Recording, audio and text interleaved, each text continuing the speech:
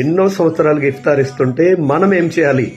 సోదరులారా, సోదరీమణులారా, ఇలాంటి హిందువుల మధ్య బ్రతకాలంటే అదృష్టం ఉండాలి.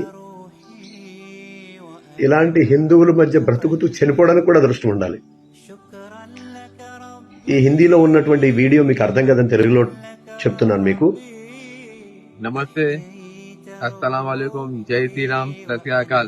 भाई लोग 13 तारीख जुम्मे के दिन इफ्तार पार्टी का फिरकान चारी भैया और उनके फैमिली की तरफ से लगाया गया है। आप दिल की गहराइयों से आप इस सभी को वेलकम करते हैं हम लोग। और इफ्तार दावत सालों साल से कर लेते आ रहे हैं और ये गोलकोंडा पुलिस स्टेशन के पास है।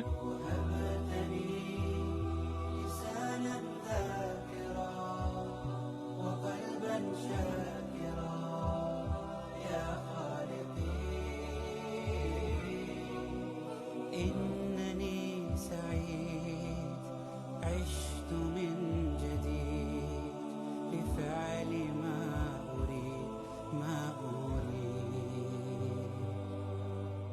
باسمك قيومي. వాళ్ళు మన మీద అంత ప్రేమతో ఎన్నో సంవత్సరాలుగా ఇఫ్తార్ ఇస్తుంటే మనం ఏం చేయాలి? వాళ్ళు కొంచెం ప్రేమ చూపిస్తే మనం దానికి డబల్ చూపించాలి కదా. ఇలాంటి హిందువుల మధ్య బ్రతుకుతూ చనిపోవడానికి కూడా అదృష్టం ఉండాలి. హైదరాబాద్ లో ఒక హిందూ సోదరుడు ఎన్నో సంవత్సరాలుగా ఇఫ్తార్ దావత్ ఏర్పాటు చేస్తున్నారు. అయితే నేను ముస్లిం సమాజంతో వేడుకుంటున్న వేడుకోలు ఏంటంటే, దయచేసి మస్జిద్ దగ్గర చుట్టుపక్కల హిందూ సోదరులు షాపులు ఉంటున్నాయి, వాళ్ళని ఇఫ్తార్లో కూర్చోబెట్టండి. అలాగే కొన్ని మస్జిదుల చుట్టుపక్కల ఇల్లులు ఉన్నాయి, అక్కడ కొద్దిమంది హిందూ పిల్లలు ఉన్నారు. మనం అందరం తింటుంటే వాళ్ళు చూస్తున్నారు దూరం నుంచి. నేను నిన్న ఒక ఊరెళ్ళా, ఒక ప్రదేశం, అక్కడ ఒక హిందూ అబ్బాయి చూస్తున్నాడు. ఆ అబ్బాయిని రా లోపలికి రామ్మా కూర్చోమ్మా అంటే భయపడుతున్నాడు ఆ కుర్రోడు.